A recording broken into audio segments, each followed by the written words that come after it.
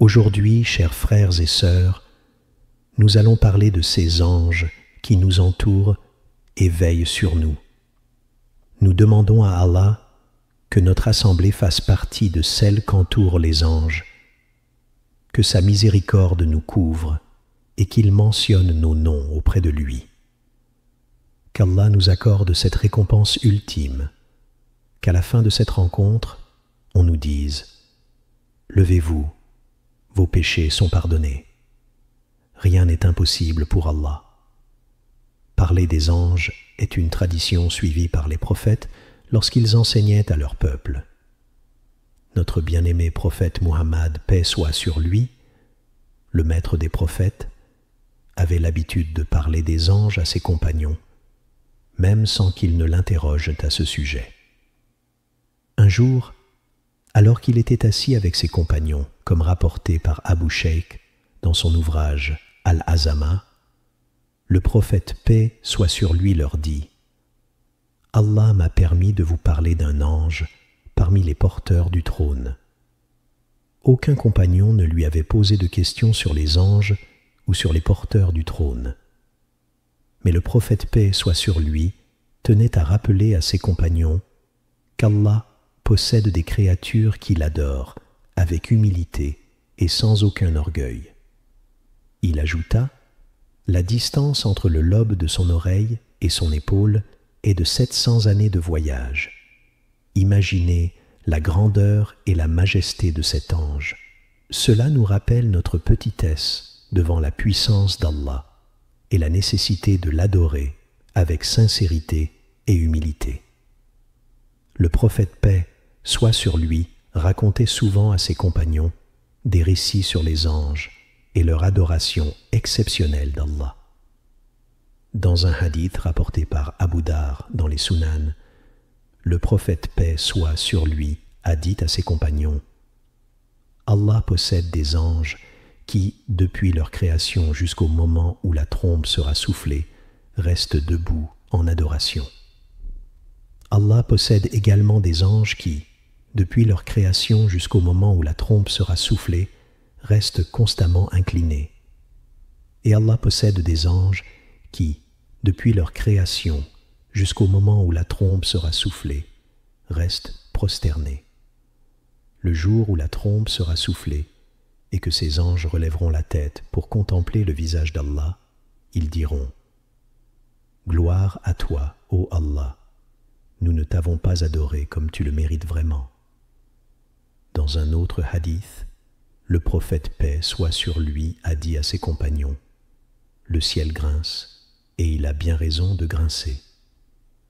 Il n'y a pas un espace grand comme 4 doigts dans le ciel sans qu'un ange ne s'y trouve, prosterné, le front posé au sol pour Allah. » Le terme « grincement » ici désigne un son similaire à celui produit par une selle neuve posée sur un chameau lorsqu'un cavalier lourd y monte. Cette selle, faite de planches attachées par des cordes et des tissus, produit un son spécifique lorsqu'elle est neuve et qu'on y exerce une pression. Ainsi, le prophète paix soit sur lui explique que le ciel est tellement rempli d'anges en adoration qu'il en grince sous leur poids. Chaque espace, aussi petit soit-il, est occupé par un ange prosterné devant Allah. Parler des anges était une habitude constante du prophète paix soit sur lui lorsqu'il enseignait à ses compagnons. Il ne se contentait pas de leur raconter leurs actes d'adoration, mais il leur ordonnait aussi de prendre exemple sur eux dans leur dévotion et leur humilité. Le prophète paix soit sur lui disait à ses compagnons « Allez-vous vous ranger en rang comme se sont rangés les disciples avec Jésus, ou comme les croyants se sont rangés avec Moïse, ou encore comme les enfants d'Adam se sont rangés avec lui. » Puis il ajouta « Non, mais alignez-vous comme les anges se rangent devant leur Seigneur. » Les compagnons demandèrent alors « Et comment les anges se rangent-ils devant leur Seigneur ?» Le prophète paix soit sur lui répondit « Ils complètent les premiers rangs et s'alignent parfaitement, comme s'ils étaient attachés par une corde invisible. Le prophète paix soit sur lui liait constamment les comportements des croyants à ceux des anges et disait, selon un hadith authentique, lorsque le serviteur se lève pour prier la nuit et qu'il utilise le siwak bâton d'arak pour se nettoyer les dents avant sa prière, un ange vient se tenir près de lui pour écouter sa récitation. Si le serviteur a utilisé le siwak et que sa bouche est purifiée, l'ange s'approche encore plus près, jusqu'à poser sa bouche sur celle du récitant. Ainsi, aucun son ne sort de la bouche du récitant sans qu'il ne pénètre directement dans l'être de l'ange.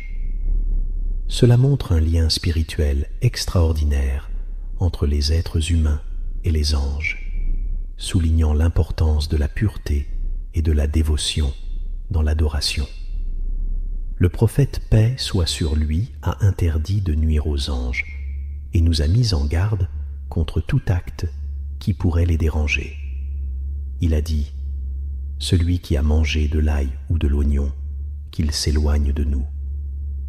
Dans une autre version, il a précisé qu'il s'éloigne de notre lieu de prière, car les anges sont incommodés par ce qui incommode les fils d'Adam. Le prophète paix soit sur lui, nous a enseigné à adopter une attitude respectueuse envers les anges. Il nous a ordonné de ressentir leur présence dans nos assemblées de rappel d'Allah et de garder à l'esprit que lorsque nous nous levons pour prier et utilisons le siwak, bâton d'arak pour se nettoyer les dents, un ange se rapproche de nous. Lorsque nous restons assis dans la mosquée après la prière, les anges implorent Allah en notre faveur. Le prophète paix soit sur lui a dit, lorsque l'un d'entre vous prie, puis reste assis à sa place après la prière, les anges continuent de dire, ô Allah pardonne-lui, ô Allah fais-lui miséricorde, tant qu'il ne se lève pas ou ne commet pas un acte qui annule cette récompense.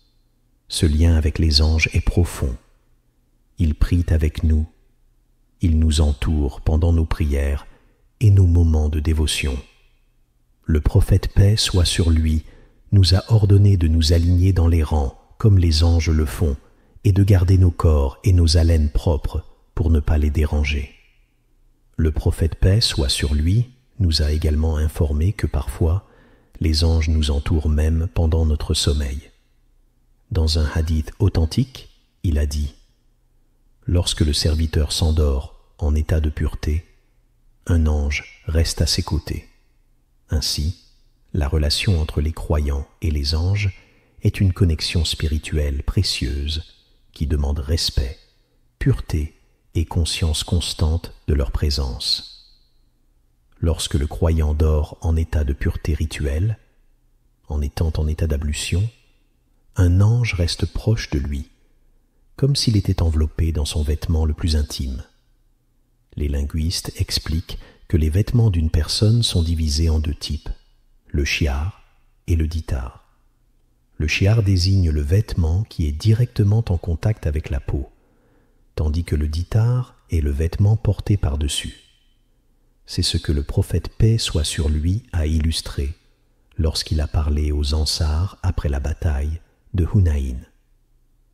Lors de cette bataille, le prophète paix soit sur lui avait distribué le butin et accordé une part plus importante aux nouveaux musulmans de la conquête de la Mecque, afin de renforcer leur foi par des biens matériels. Quant aux Ansar, leur foi solide et leur attachement à la religion ne nécessitaient pas ce genre d'encouragement matériel. Certains Ansar ont ressenti une gêne à ce sujet. Alors, le prophète paix soit sur lui est monté sur le manbar, la chaire, et leur a adressé un discours. Il a déclaré « Les gens sont comme un ditar, un vêtement extérieur, et vous, ô Ansars, vous êtes comme un shiar, un vêtement intérieur. » Cette comparaison montre la proximité et l'intimité particulière que le prophète paix soit sur lui ressentait envers les Ansars. Le shiar, étant en contact direct avec le corps, symbolise un lien profond et privilégié. Ainsi, lorsqu'une personne s'endort en état de pureté, un ange reste si proche d'elle qu'il est comme un vêtement intime qui touche directement son corps. À chaque mouvement pendant son sommeil, cet ange prie et invoque Allah en faveur de cette personne. À chaque fois que le croyant change de position pendant son sommeil, l'ange qui veille sur lui dit « Ô Allah, pardonne-lui. Ô Allah, fais-lui miséricorde. Ô Allah, pardonne-lui. Ô Allah, fais-lui miséricorde. » Et cela continue jusqu'à ce qu'il se réveille. Chers frères et sœurs, ce lien entre les anges et nous est présent dans plusieurs aspects de notre vie. Lorsqu'on mange, lorsqu'on prie, et même lorsqu'on lutte dans le chemin d'Allah, Allah soutient certains de ses serviteurs par l'envoi des anges. Ce lien s'étend également aux assemblées où le nom d'Allah est évoqué. Que ce soit dans une mosquée, une maison, une école ou tout autre lieu, le prophète paix soit sur lui nous a informé que les anges entourent les personnes réunies pour se souvenir d'Allah. Ces anges, qui ont une connexion particulière avec nous, méritent que nous cherchions à mieux les connaître. Comment ont-ils été créés? Quand ont-ils été créés? Quel est le lien entre les anges et les djinns? Iblis faisait-il partie des anges à l'origine ou non? Quelle est l'intensité de leur adoration envers Allah? Quelles sont les choses qui les dérangent? Les anges peuvent-ils prendre une forme humaine? Combien sont-ils? Ces questions méritent réflexion et étude, car elles renforcent notre foi et notre compréhension du monde invisible. Les anges, quel est leur lien avec les prophètes et les messagers? Pouvons-nous, aujourd'hui, voir les anges? Quelqu'un a-t-il déjà vu un ange sous sa forme réelle? Les anges peuvent-ils encore descendre vers une personne en détresse, envoyée par Allah pour l'aider? Chers frères et sœurs, prenons le temps de répondre à ces questions à travers 4 points essentiels. Premier point, la création des anges. Les anges ont été créés par Allah à partir de la lumière. Le prophète paix soit sur lui l'a clairement affirmé dans un hadith authentique rapporté par Al-Bukhari. Il a expliqué qu'Allah a créé les anges à partir de la lumière, les djinns à partir d'une flamme pure de feu, une flamme spéciale qui s'élève au sommet du feu, parfois bleutée ou d'une autre couleur distincte, Adam à partir d'une argile collante, comme cela nous a été décrit. Les anges ont donc été créés avant les humains et avant les djinns. Ils furent créés pour glorifier Allah et pour l'adorer en toute soumission et pureté. Ces créatures magnifiques et obéissantes existent depuis des temps immémoriaux, précédant la création de l'humanité et des djinns. Allah a voulu qu'ils soient ses serviteurs fidèles, ses messagers invisibles, et qu'ils remplissent des missions précises dans ce vaste univers. Dans les prochains points, nous approfondirons d'autres aspects fascinants de ces nobles créatures. Après avoir créé les djinns, Allah les installa sur terre. Mais les djinns semèrent le désordre et la corruption, désobéissant au commandement divin. Alors, Allah envoya les anges pour les combattre. Les anges les affrontèrent, les expulsèrent de la terre et les repoussèrent vers les îles des mers, comme mentionné dans un hadith authentique.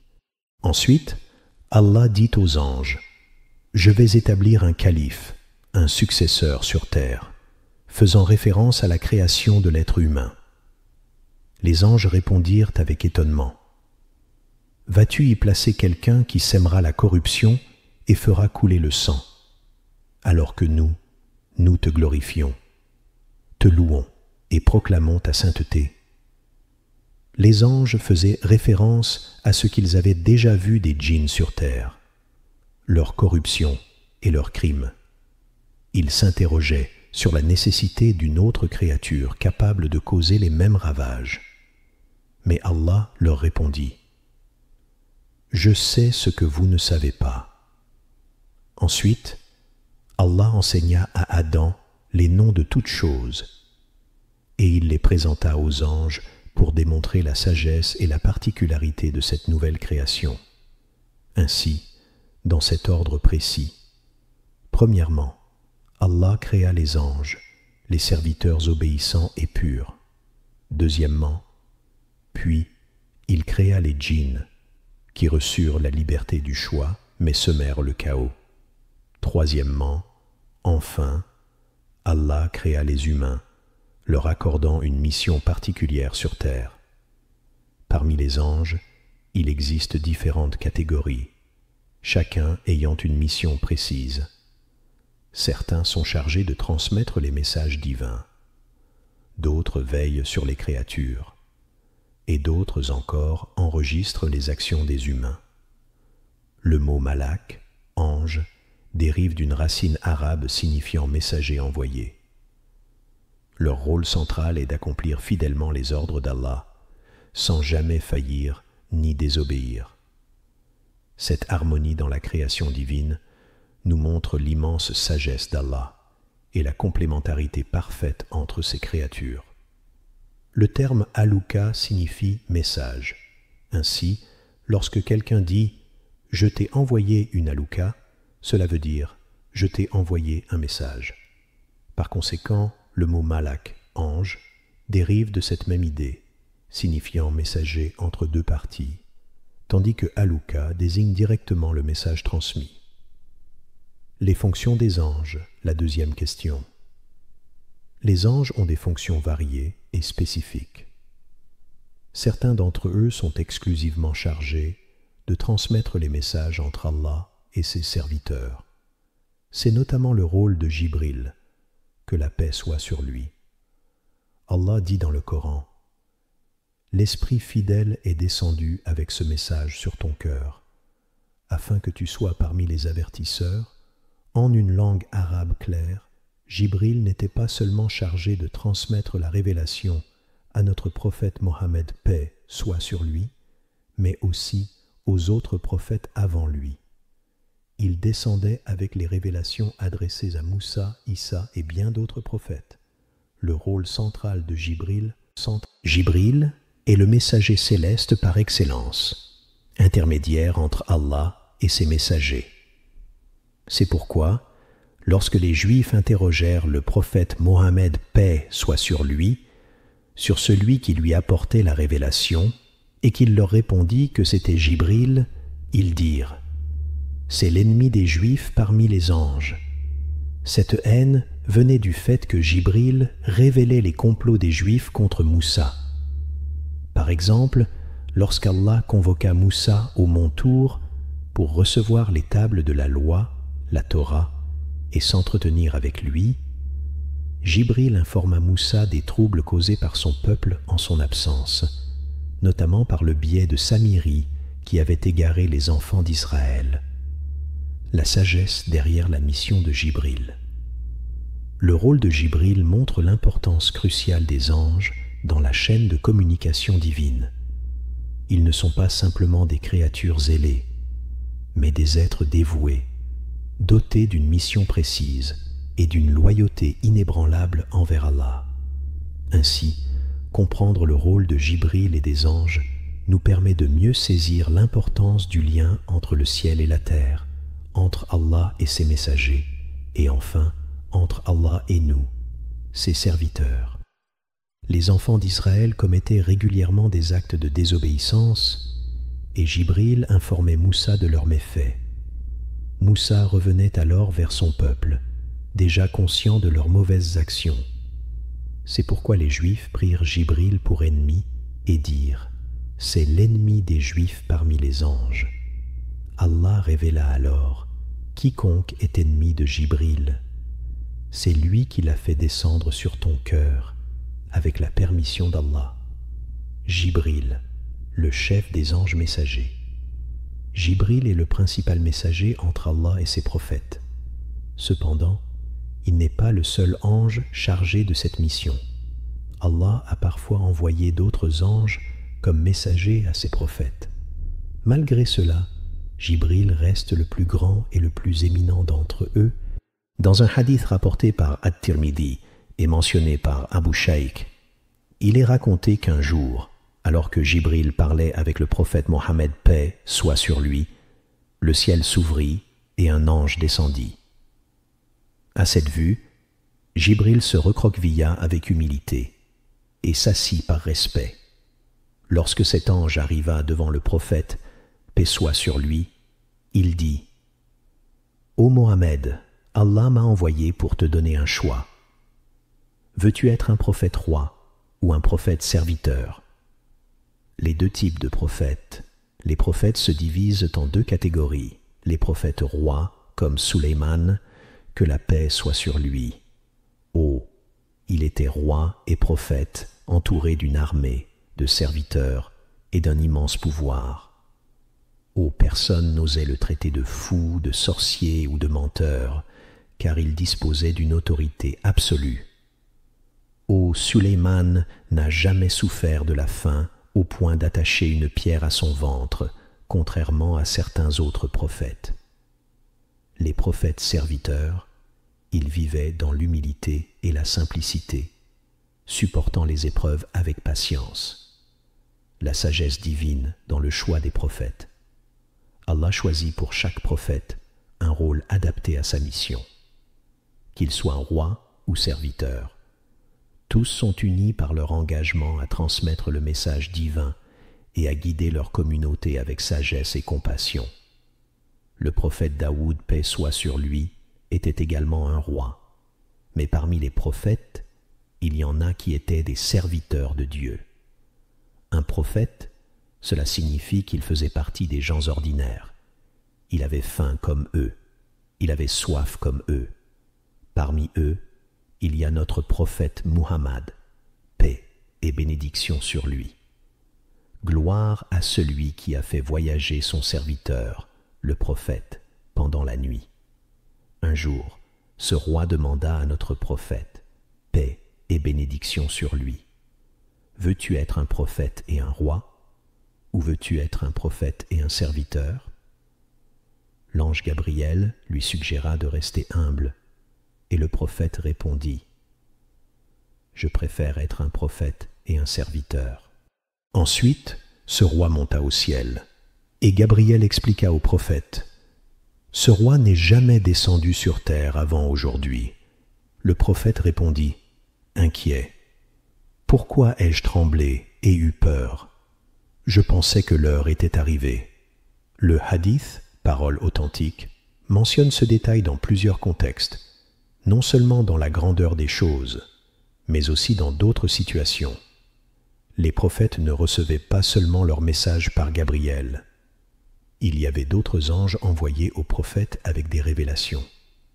Cependant, Gabriel est le plus célèbre d'entre eux.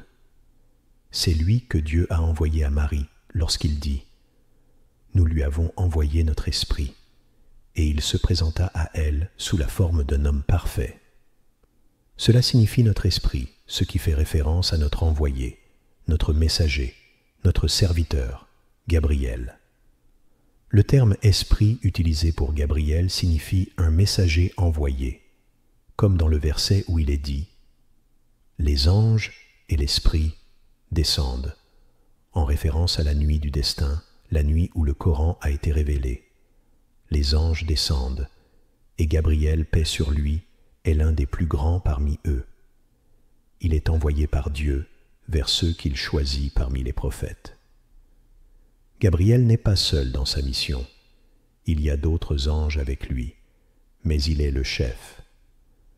De même, Michel, paix sur lui, n'est pas seul responsable de la pluie.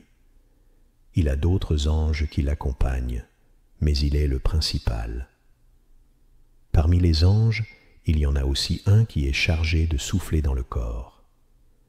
Il s'agit d'Israfil, paix sur lui. Le prophète Muhammad, paix et bénédiction sur lui, demanda un jour à Gabriel, selon un récit rapporté par Al-Ghazali dans son livre Ihya Ulum ad-Din, sans mentionner de chaîne de transmission, pourquoi il ne voyait jamais Israfil sourire. Gabriel répondit que cela faisait des siècles qu'Israfil ne souriait plus, depuis la création du feu de l'enfer. Cela montre la grandeur et la crainte qu'ils ont de Dieu. Le prophète Muhammad, paix et bénédiction sur lui, raconte dans un hadith rapporté par Al-Bukhari: « Comment puis-je être heureux alors que celui qui tient le cornet a déjà placé sa bouche sur le corps? Le corps, ou sur, est un instrument utilisé par l'ange Israfil pour souffler lorsque l'heure de la fin des temps arrivera. Ce corps est appelé ainsi car il ressemble au corps d'un animal. Si vous prenez un corps de mouton, par exemple, il est large à la base et devient plus petit vers le sommet. Si vous en extrayez la matière à l'intérieur et soufflez à travers, le son serait très fort.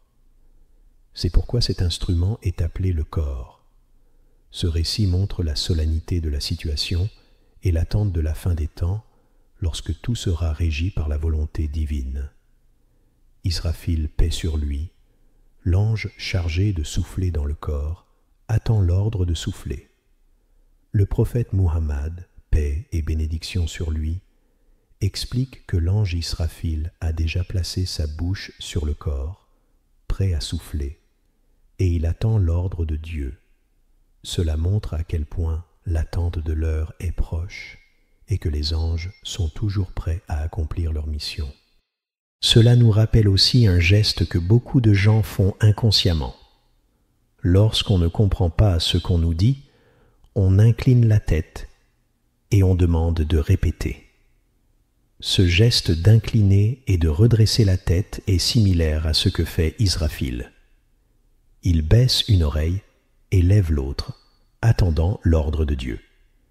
Ce geste, bien que simple, montre à quel point les créatures célestes sont en attente de la volonté divine.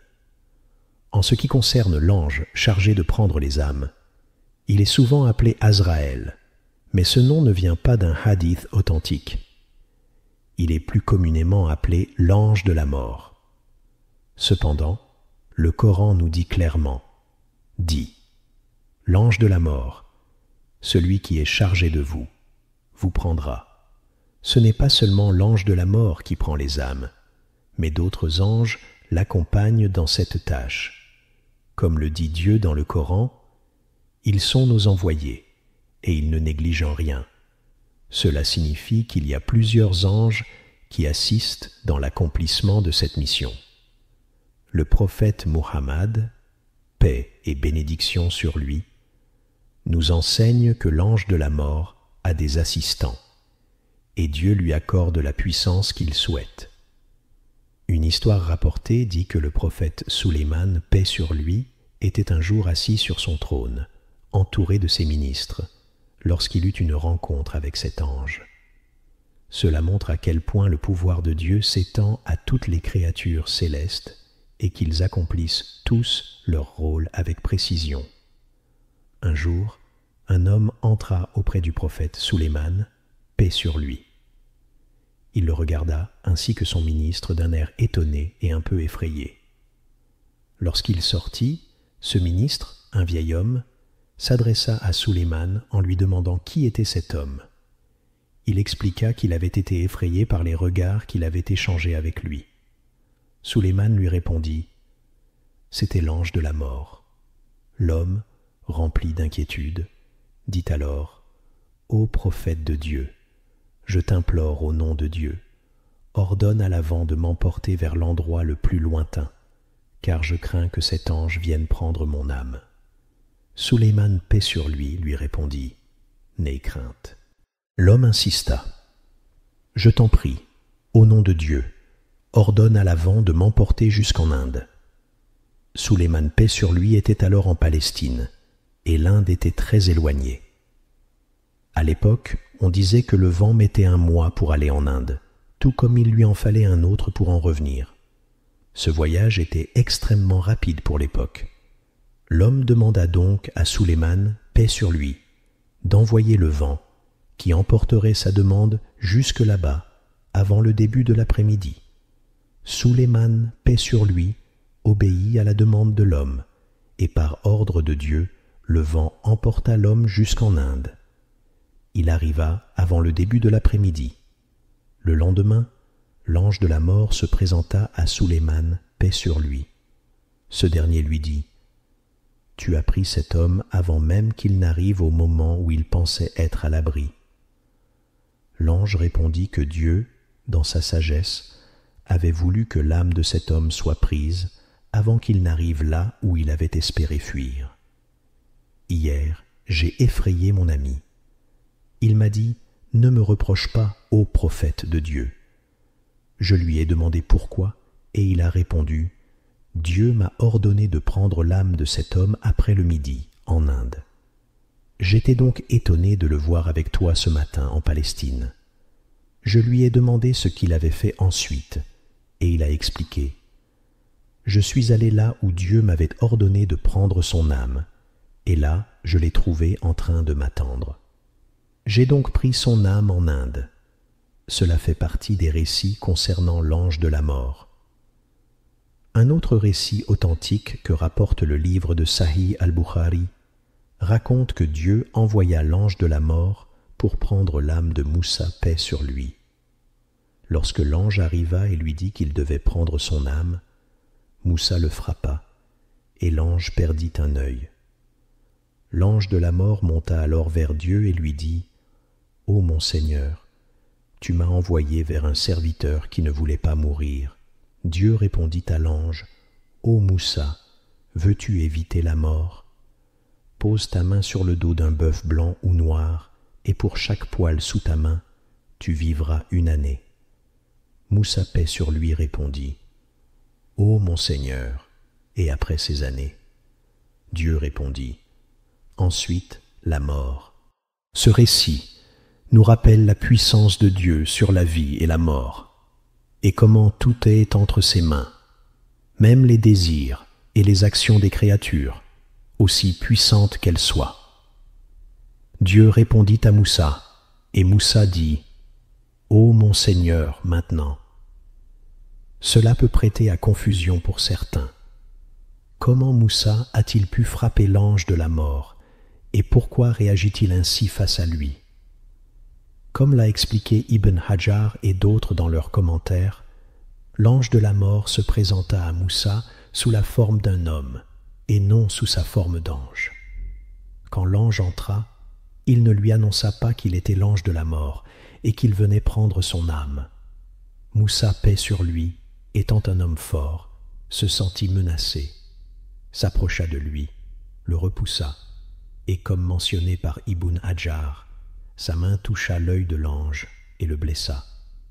Il faut imaginer cela. L'ange de la mort, qui est une créature puissante, se retrouve avec un œil en moins à cause de l'action de Moussa.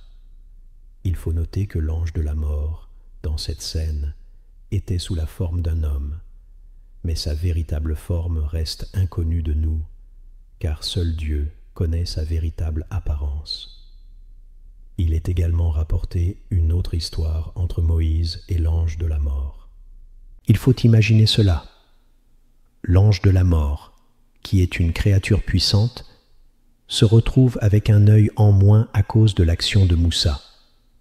Il faut noter que l'ange de la mort, dans cette scène, était sous la forme d'un homme, mais sa véritable forme reste inconnue de nous, car seul Dieu connaît sa véritable apparence. Il est également rapporté une autre histoire entre Moussa et l'ange de la mort. Un jour, le peuple de Moussa lui dit : « Ô Moussa, nous avons peur de la mort. Nous sommes troublés et ne trouvons plus de paix. À chaque fois que nous parlons de la mort, notre cœur se serre. Demande à Dieu de ne jamais nous envoyer l'ange de la mort. » Moussa, paix sur lui, invoqua alors Dieu. Et à partir de ce moment, les hommes et les femmes commencèrent à vieillir rapidement.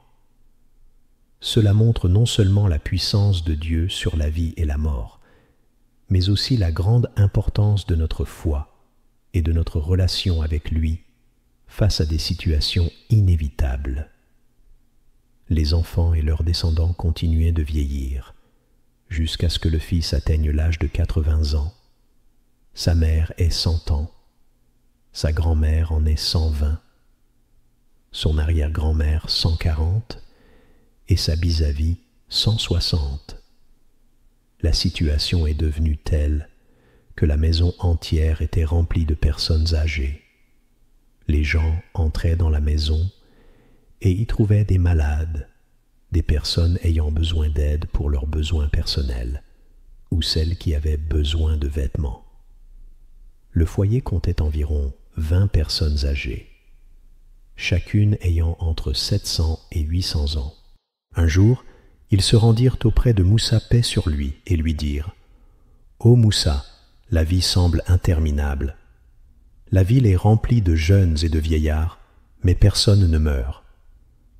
Chacun d'entre nous, en vieillissant, a besoin d'aide. » Alors, Moussa paix sur lui pria Dieu de leur renvoyer l'ange de la mort, car leur situation était devenue insupportable.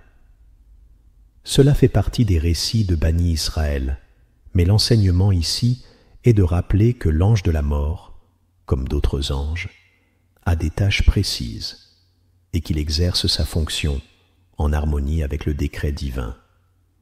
Par exemple, certains exégètes expliquent que chaque goutte de pluie envoyée par Dieu est accompagnée par un ange, comme mentionné dans le verset qui dit « Et nous ne la faisons descendre que par mesure et avec connaissance. » L'ange place chaque goutte de pluie à son endroit précis sur la terre, comme l'a mentionné le savant Al-Hafidh al-Hakimi dans son commentaire sur Al-Silm al-Wusul et d'autres ouvrages.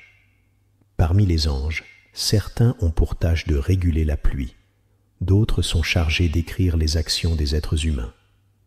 Dieu dit dans le Coran « Et vous avez des anges qui veillent sur vous, des anges honorables, des scribes, qui savent ce que vous faites. » Dieu dit aussi « Nous écrivons ce que vous faisiez. » Cela signifie que tout est écrit et enregistré pour chaque être humain. Il existe aussi des anges chargés de protéger les gens. Dieu dit « Il a des anges protecteurs devant lui et derrière lui, qui le protègent par ordre de Dieu. » Cela montre que ce sont des anges envoyés par Dieu pour protéger ses serviteurs des maux. Par exemple, lorsque quelqu'un dort, même dans le désert, il peut se réveiller sans que des insectes ou des nuisibles n'aient pénétré ses oreilles ou son nez. Dieu envoie des anges pour le protéger jusqu'à ce qu'il se réveille en toute sécurité. Lorsque quelqu'un rencontre une épreuve ou une difficulté, les anges le protègent jusqu'à ce que le décret divin du destin se réalise, au moment de la mort, où les anges se retirent.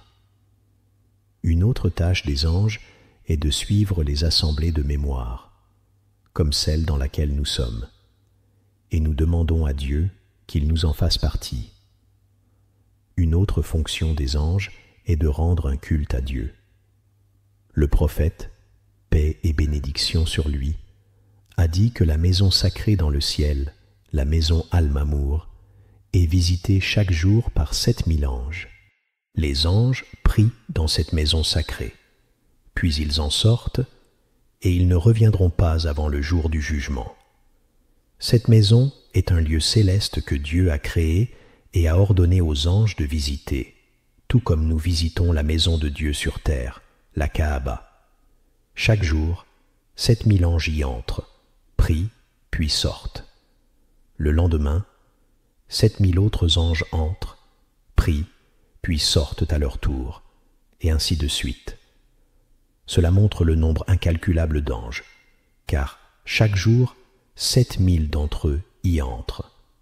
Cela vous donne une idée de l'immensité du monde des anges et de la grandeur de leur rôle. Concernant la relation entre les anges et les humains, ainsi que les anges et les prophètes, elle est vaste et multiple. Les anges ont un rôle direct avec les prophètes. Ils descendent avec la révélation de Dieu pour les prophètes. De plus, les anges protègent les prophètes. Dieu dit dans le Coran, « Et quand vous imploriez votre Seigneur, il vous répondit, « Je vais vous envoyer 1000 anges pour vous soutenir.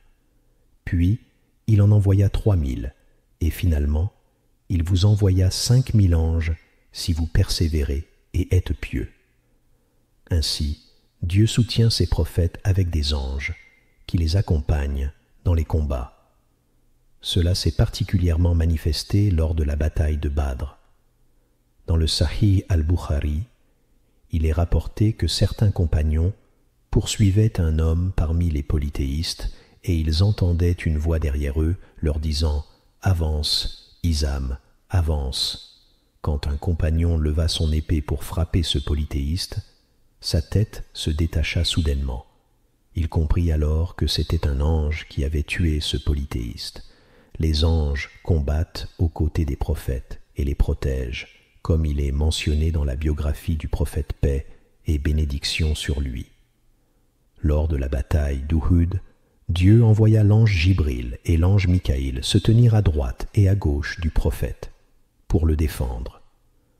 Dieu, dans sa grande sagesse, le protège ainsi, en envoyant des anges pour lui venir en aide. Il est également rapporté que, avant l'hégire, alors que le prophète paix et bénédiction sur lui priait près de la Kaaba, Abu Jahl s'approcha d'un groupe de polythéistes qui se trouvaient là. Il leur dit « Vous laissez Muhammad prier devant vous et vous restez silencieux. Que faites-vous » Ils lui répondirent « Que devons-nous faire ?» Il dit « Par Dieu, si je le vois prier devant moi, je mettrai mon pied sur son cou. » Peu après, le prophète, paix et bénédiction sur lui, arriva. Il fit ses prières en élevant la voix, et Abu Jahl s'approcha pour poser son pied impur sur la tête du messager de Dieu. Mais à mesure qu'il s'approchait du prophète, il s'arrêta, effrayé par quelque chose qu'il ne comprenait pas, et recula rapidement, revenant sur ses pas. Quand il rejoignit ses compagnons, son visage était changé, et ils lui demandèrent ce qui s'était passé. Il répondit « Par Dieu, il y avait entre moi et lui un mur de feu. Les anges ont des ailes, et Dieu Tout-Puissant a mentionné la création des anges, disant qu'il a créé des messagers parmi eux, dotés de 2, 3 ou 4 ailes, et qu'il augmente la création de ce qu'il veut. Le prophète, paix et bénédiction sur lui, a dit « Si l'ange se rapproche de moi, il me retirerait un membre après l'autre. » Il a ajouté « Si l'ange venait trop près de moi, il m'enlèverait un doigt ici et un autre là. » Cela montre comment les anges défendent les prophètes et les messagers de Dieu.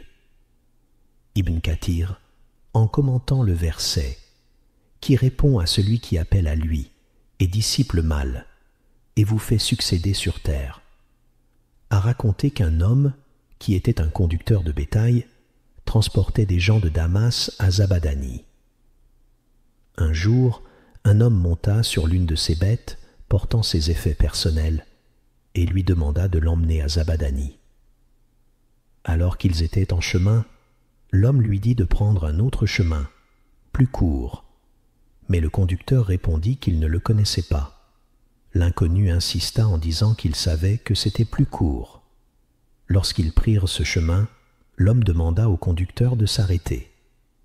Le conducteur pensa qu'il s'arrêtait pour une nécessité, mais l'inconnu descendit de cheval, sortit un couteau et s'approcha pour tuer l'homme et lui voler son argent et ses bêtes. Le conducteur, terrifié, supplia, et l'inconnu lui indiqua une fosse en disant « Tous ceux qui m'ont parlé comme toi, je les ai tués. » L'homme alors répondit « Accorde-moi juste un moment pour prier 2 unités de prière. » Il se mit à prier, récitant ce verset, qui répond à celui qui appelle à lui et dissipe le mal. Dieu répond à l'appel de celui qui est dans le besoin lorsqu'il l'invoque. Il dissipe le mal et vous fait succéder sur terre. Peu parmi vous vous rappelez cela. Il racontait « Alors, je vis un chevalier venir du haut de la vallée, monté sur un cheval blanc, portant une lance. Il la lança, et elle s'enfonça dans la poitrine du voleur, le tuant instantanément. Il s'approcha de lui et lui demanda « Qui es-tu, au nom de Dieu ?» L'homme répondit « Je suis un ange du 4e ciel. » Cela est rapporté par Ibn Kathir et montre que Dieu Tout-Puissant peut envoyer des anges à qui il veut parmi ses serviteurs. Dans un hadith authentique rapporté par Al-Bukhari, le prophète, paix et bénédiction sur lui, a raconté que 3 hommes, dans une époque ancienne, étaient chacun affectés par un mal, un aveugle, un chauve et un lépreux. Dieu leur envoya un ange sous forme d'un homme. Le premier, le chauve, lui demanda « Quel est ton désir le plus cher ?» Il répondit « Avoir de beaux cheveux et que cette affliction qui m'humilie devant les gens disparaisse. » L'ange posa alors sa main sur sa tête et ses cheveux devinrent beaux. Ensuite, l'ange demanda « Quel bien matériel désires-tu » Il répondit « Les vaches. » Alors l'ange lui donna une vache pleine. Il se rendit ensuite chez l'aveugle et lui demanda ce qu'il désirait. L'aveugle répondit « Rendre ma vue, afin de retrouver ma capacité à voir. » L'ange posa sa main sur ses yeux et restaura sa vue. L'ange lui demanda ensuite quel bien il préférait, et il choisit des moutons. L'ange lui donna une brebis pleine. Enfin, l'ange se rendit chez le lépreux et lui demanda ce qu'il désirait. Le lépreux répondit « Avoir une peau belle et saine, et que cette condition qui me fait rejeter des gens disparaisse. » L'ange toucha sa peau, et elle devint lisse et belle. L'ange lui demanda quel bien il préférait, et il choisit des chameaux. L'ange lui donna une chamelle pleine. Ainsi se termina l'histoire, un exemple de la miséricorde et du soutien divin envoyé à ses serviteurs. Ensuite, un ange est venu vers eux, envoyé par Dieu à un moment donné, comme le prophète paix et bénédiction sur lui, l'a mentionné dans un autre hadith authentique rapporté par Al-Bukhari. Il raconte qu'un homme rendit visite à un frère dans un autre village. Alors, Dieu envoya un ange sur son chemin. L'ange lui demanda « Où vas-tu » L'homme répondit « Je vais rendre visite à mon frère. » L'ange lui demanda « As-tu une bénédiction, une fortune qui t'incite à lui rendre visite ?» Ce hadith montre que Dieu envoie parfois des anges à des humains pour les aider, que ce soit pour soutenir les croyants dans la lutte ou pour d'autres raisons. Cela ne signifie pas, cependant, que lorsqu'une personne voit quelque chose de particulier, elle doit immédiatement penser qu'il s'agit d'un ange. Parfois, certaines personnes exagèrent et se mettent à imaginer qu'elles sont constamment accompagnées d'anges. Il est important de ne pas ouvrir cette porte à l'imagination. Nous parlons ici de ce qui est mentionné par les savants, qui nous ont enseigné que les anges continuent à interagir avec les humains. Ils peuvent descendre quand Dieu le veut, pour soutenir ceux qu'il choisit parmi ses serviteurs. Mais cela ne signifie pas que chaque phénomène étrange dans la vie d'une personne soit nécessairement un signe de la présence d'un ange. Il est aussi important de souligner que certains ne doivent pas être adorés ou invoqués à la place de Dieu. Par exemple, certains mystiques ont exagéré en vénérant le corps d'Abd al-Qadir al-Jilani, un homme vertueux et pieux, enterré en Irak. Bien qu'il ait été un homme juste et un véritable monothéiste, il n'était pas acceptable de lui rendre un culte ou de l'invoquer à la place de Dieu. Il était une fois, lorsqu'Abd al-Qadir al-Jilani se perdit dans le désert et ressentit une grande soif, il aperçut des lumières au-dessus de lui. Il entendit alors une voix qui lui disait « Ô Abd al-Qadir al-Jilani, je suis ton Seigneur, ou je suis un ange envoyé par Dieu, pour te dire que Dieu t'a permis ce qui était auparavant interdit pour toi. Tout ce qui était haram pour toi est désormais halal, puisque tu es un adorateur sincère et un homme vertueux. » Mais Abd al-Qadir al-Jilani, sachant bien que cela n'était pas possible, prit un peu de terre et se protégea en disant « Je cherche refuge auprès de Dieu. Partez, ennemis de Dieu. » Puis la lumière s'éteignit. Une voix se fit alors entendre, disant « Ô Abd al-Qadir, tu m'as échappé par ta connaissance, ce n'est pas à cause de la quantité de tes adorations. Par cette ruse, j'ai égaré plus de 70 adorateurs avant toi. » Et c'était Satan qui, sous cette forme, tentait de le tromper pour l'amener à commettre des péchés et à considérer des choses interdites comme permises. Cela montre qu'il arrive que certains anges soient envoyés à ceux que Dieu choisit parmi ses serviteurs. Mais comme je l'ai mentionné, cela ne signifie pas qu'une personne puisse commencer à imaginer ou à interpréter chaque événement comme un signe d'une présence angélique. Ces phénomènes ont été rapportés par le prophète, paix et bénédiction sur lui. Mais il est important de rester prudent et de se rappeler que seul Dieu connaît la façon dont ces événements se produisent. Le quatrième point à noter est que le prophète, paix et bénédiction sur lui, nous a avertis de ne pas nuire aux anges. Il a mentionné dans un hadith qu'ils maudissent ceux qui commettent certaines transgressions. Par exemple, si quelqu'un mange de l'ail ou de l'oignon, puis vient prier, l'ange le maudit en raison de l'odeur désagréable qui en émane. Cela s'applique à toute mauvaise odeur, comme celle du tabac, qui peut être émise après avoir fumé, rendant ainsi la prière désagréable pour les anges. Si une personne mange de l'ail ou de l'oignon, puis entre pour prier sans avoir nettoyé son haleine, cela nuit aux anges. De même, si quelqu'un fume et porte des vêtements imprégnés de l'odeur de la cigarette, puis entre pour prier, cela dérange les anges, car ces mauvaises odeurs ne sont pas agréables pour eux. Cependant, si une personne mange de l'ail ou de l'oignon, elle peut se laver la bouche avec de l'eau ou consommer quelque chose de frais, comme de la menthe, pour éliminer cette mauvaise odeur, ce qui pourrait rendre la prière plus acceptable. Cela fait partie des enseignements du prophète, paix et bénédiction sur lui, qui nous a mis en garde contre l'idée de nuire aux anges de cette manière.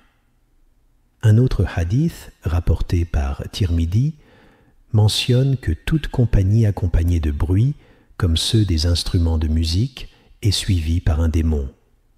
En revanche, toute compagnie qui se réunit pour le dhikr, souvenir de Dieu, est accompagnée par des anges.